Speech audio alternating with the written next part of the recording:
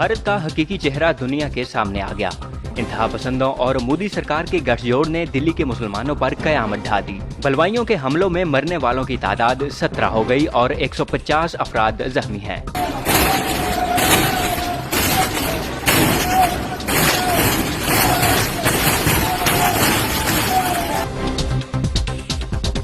मस्जिदों को गिराने, घरों में तोड़फोड़, मोहल्लों में मुसलमानों की इमलाक को जलाने और लूटने का सिलसिला भी जारी है।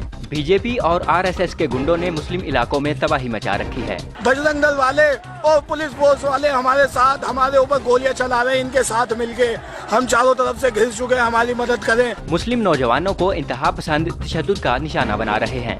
जाफराबाद में मुस्लिम कुश कानून के खिलाफ मुजाहिरा करने वाली खवातीन के गिर्द नौजवानों ने हाथों की जंजीर बनाई। मुजाहिरीन का कहना है कि कई नौजवानों को उनकी आंखों के सामने गोली मारी गई। शुमाल मशरकी दिल्ली के इलाके चांदबाग, भजनपुरा, बजपुरी, गोकोलपुरी और जाफराबाद में जख्मियों को हॉस्पिटल ले जाने वाली एम्बुलेंसेस को भी निशाना बनाया गया। हुक्काम का कहना है कि जख्मियों में मुतअद्दिद की हालत नाजुक है और हलाकतों की तादाद बढ़ती जा रही है।